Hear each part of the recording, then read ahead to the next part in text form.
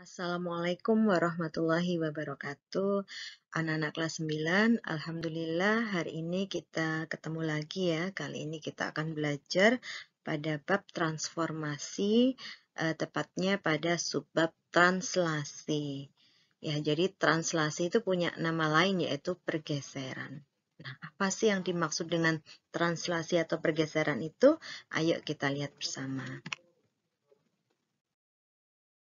Ya, translasi atau pergeseran contohnya di dalam kehidupan kita adalah ketika bermain catur. Ya, jadi kalau bermain catur itu kan setiap jenis pionnya itu punya langkah yang berbeda-beda. Jadi kalau kuda itu langkahnya bagaimana, raja itu langkahnya bagaimana, itu kan punya langkah sendiri. Nah, sebenarnya itu sudah melakukan translasi atau pergeseran. Jadi yang digeser bidak dari catur itu. Bidak atau apa ya, ada pion, ada raja itu ya.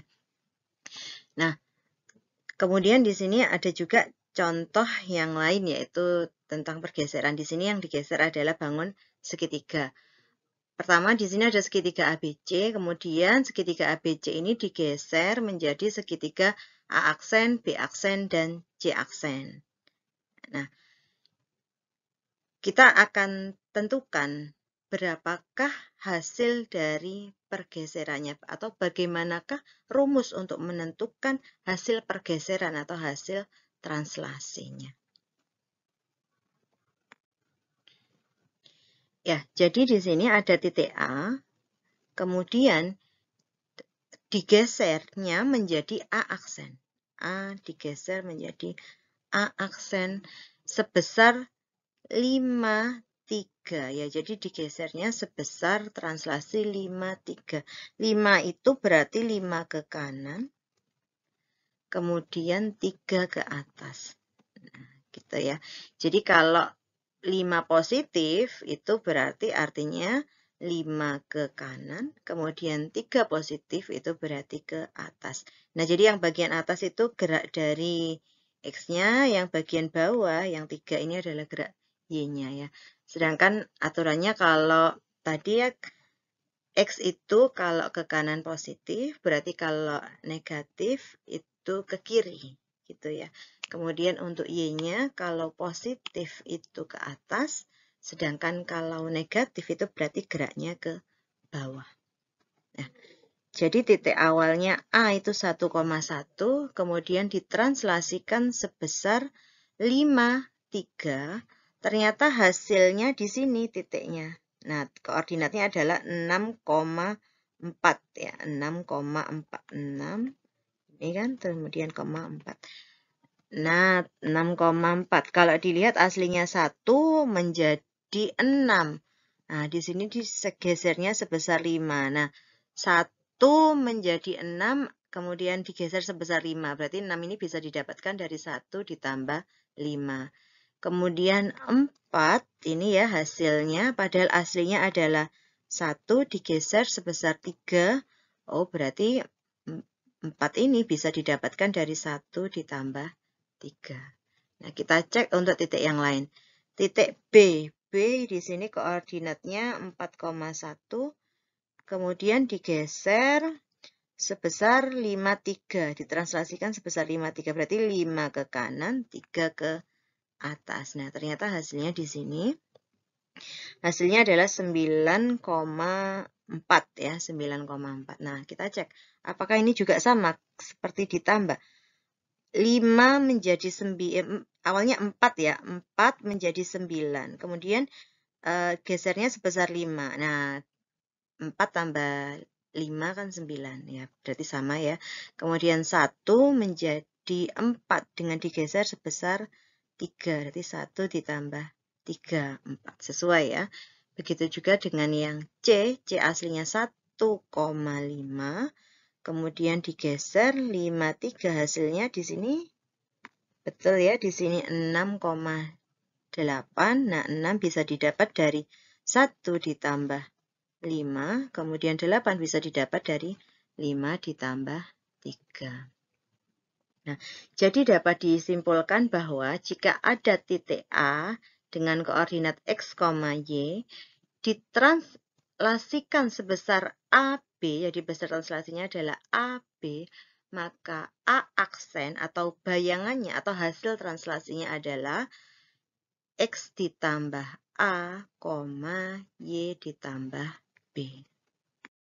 Selanjutnya kita ke contoh kedua ya. Di sini ada segitiga ABC, kemudian digeser atau ditranslasikan sebesar negatif 5, 5. Jadi negatif 5 untuk gerak X-nya, kemudian 5 untuk gerak Y-nya. Nah, negatif 5. A kemudian digeser sebesar negatif 5, berarti 5 langkah ke kiri. 5 langkah ke kiri. Kemudian 5 untuk Y-nya berarti positif, berarti ke atas ya. Jadi kalau Y positif kan ke atas. Nah, di sini ya. Jadi awalnya itu A adalah 1,1, kemudian digeser sebesar negatif 5. Ternyata hasilnya adalah di ini negatif 1, negatif 2, negatif 3, negatif 4. Negatif 4,6 ya. Nah, kita cek apakah dengan rumus itu hasilnya juga sama ya. Jadi awalnya 1,1. Kemudian untuk X-nya digeser sebesar ini negatif 5. Berarti 1 ditambah negatif 5.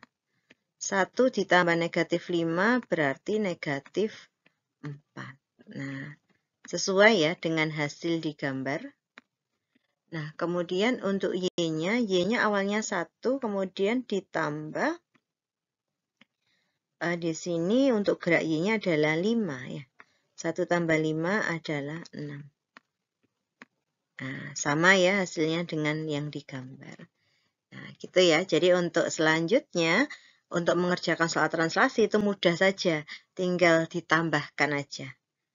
Jadi bagian X ditambahkan dengan gerak X-nya, untuk Y-nya juga begitu.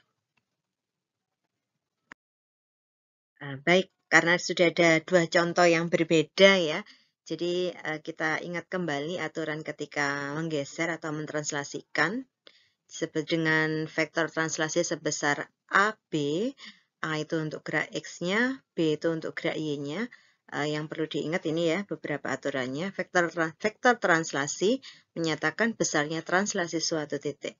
Jika A-nya positif, maka titik digeser sejauh ke kanan, sejauh A1-an. Jadi kalau A positif artinya ke kanan.